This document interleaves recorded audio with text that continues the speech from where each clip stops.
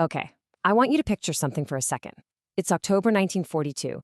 The sun's just coming up over the Egyptian desert. You're an Italian tanker, part of the legendary Ariete Armored Division. You're sitting inside the steel hull of your M13/40 tank, and you're feeling confident. I mean, why wouldn't you be? You and your crew, you're the pride of Italy's modern army, and you feel like you're ready for whatever the day throws at you. But here's the thing. You have absolutely no idea that in a few short hours, everything you think you know about war, about your country's strength, and especially about your enemy is about to be completely, utterly demolished. Because you see, what was coming for them over that horizon wasn't just a different kind of weapon. It was a revelation, a hard lesson delivered through fire and steel. And this lesson, this revelation, it would start right there on the battlefield, but it wouldn't end there, not even close. It was going to transform these soldiers, and through them, it would ultimately change the entire future of Italy itself. So yeah, let's get into this story. To really get the scale of the shock that's coming, you have to understand the hope they had going in. And for the Italian army, that hope was forged in steel. It was the Carro Armato M13/40. This tank, this was supposed to be their key to playing in the big leagues of modern armored warfare. And you know, if you just look at the stats on paper, you can totally see why they were confident. It had a pretty decent 47mm gun, its armor was just thick enough to handle the British guns it was facing at the time, and it ran on a reliable diesel engine. For a tank designed in the late 1930s, this thing looked like a solid, modern, and totally capable piece of machinery. And you know what? In its first few fights, it really did hold its own. You look at battles like Bergubi back in 1941, and you see these Italian crews who were getting better and better with experience, going head-to-head with British Crusader tanks and doing just fine. The M13/40 wasn't a fundamentally bad tank. It was just a tank designed for a war that was very quickly becoming a thing of the past. Which brings us right back to the deserts of El Alamein in October of 42. The scene is set for one of the biggest tank battles of the whole North African campaign. The Italians are in position, they're ready, they think they're about to prove themselves all over again. The problem is, they're about to meet something they've never seen before, a complete unknown. And that's really the heart of the matter, isn't it? Modern war is just this relentless, brutal race of innovation. And in October 1942, the brand new American-made M4 Sherman tank was showing up on the scene, and it was about to teach the Italians a very, very painful lesson in just how far they'd fallen behind in that race. And before we even talk about the tech, just look at the numbers here. It's staggering. The Axis forces were outnumbered almost 2-to-1 in tanks. They weren't just starting on the back foot, they were facing a literal tidal wave of steel before a single shot was even fired.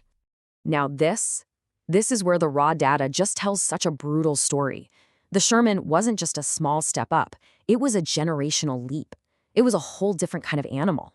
I mean, look at this. It's more than double the weight. The armor is not only thicker, but it's sloped, which means the Italian shells would just bounce right off. It had a massive 75mm gun compared to the Italians' 47, and the engine, 3 times the horsepower. This meant the Sherman could sit back and destroy the M1340 from a distance where the Italian tank literally couldn't even fight back. Now, look at this number. Roughly 3,000. That's the total number of M13/40s and its variants that Italy managed to produce during the entire war. Just keep that number in your head for a second. 3,000. Now look at this one. Over 49,000 Shermans were built. What this really gets at is that this wasn't just a mismatch of tanks on a battlefield. It was a mismatch of entire industrial worlds. America was cranking out Sherman tanks faster than the Axis could ever hope to destroy them. A battle was already lost, not in the desert, but in factories thousands and thousands of miles away. And the result on the battlefield? It was a slaughter. To their credit, the Italian armored divisions fought with unbelievable courage. They sacrificed themselves, fighting to the very last tank to try and cover the retreat. But courage just can't compete with that level of industrial power. And this final desperate radio message from General Arena, it just perfectly captures the tragic, heroic end of Italy's armored pride. But for the thousands of Italian soldiers who survived, getting captured was only the beginning of a whole new chapter. As prisoners of war, they were about to take this completely unexpected trip, right into the heart of the country that had just crushed them. And believe it or not, this journey would be an even bigger shock than facing the Sherman tank. The revelation, the big aha moment, it started the second they set foot on the American Liberty ships. Just the ships themselves were a clue.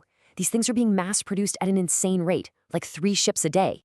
They were basically floating monuments to a level of industrial power that was just impossible to comprehend. Once they were on board, they saw American sailors eating fresh meat, drinking milk, eating white bread. But it was the waste that truly stunned them. These Italian soldiers watched, completely baffled, as sailors threw away leftovers that would have been a massive feast back home in Italy. The supply just seemed bottomless, a concept that was completely alien to anyone from war-torn Europe. Then came the train journey across America. And this is where every single piece of fascist propaganda they had ever been fed just completely fell apart. They were told America was this decadent, weak, declining nation, but instead, through the train window, they saw a country buzzing with energy. Small towns lit up with electricity. But the thing that really truly blew their minds? The parking lots. They saw parking lots jam-packed with cars, and then they learned those cars belonged to the factory workers. In Italy, a car was a symbol of incredible wealth. Here, it was just normal. Now, because America had labor shortages, a lot of these Italian POWs were actually put to work in non-military jobs, like on farms or in factories. And this gave them a front-row seat to the real American war machine, the engine that was truly unbeatable. They saw with their own eyes how technology just multiplied human effort into something incredible. On a farm, one guy on one machine could do the work of a whole village back home. In a cannery, they'd see automated lines process more food in a single day than an Italian factory could in a month. They realized the Allies didn't have supply lines, they had supply oceans. The very idea of a shortage just didn't exist here. And if you need one single fact to wrap your head around the scale of this is it. A B-24 heavy bomber, one of the most complex machines of the entire war, was rolling off the assembly line at one single factory about once an hour. Let that sink in. This one plant outproduced the entire aircraft industry of the nation of Italy for a whole year. The scale, it's just almost impossible to imagine. So try to put yourself in their shoes for a minute. Every single core belief they had been taught, everything they had fought for, was being systematically dismantled right in front of them. The propaganda said democracies were weak and inefficient, but they were looking at private companies that were outproducing all the Axis nations combined. The propaganda said you had to exploit workers to be strong, but they were seeing well-paid, unionized workers building better weapons and building them faster. The reality they were now living in was the complete and total opposite of the ideology they had almost died for. So the big question is, what happens next? What happens when these men, with their entire worldview turned upside down, finally get to go home? Well, they brought back a lot more than just memories of being defeated.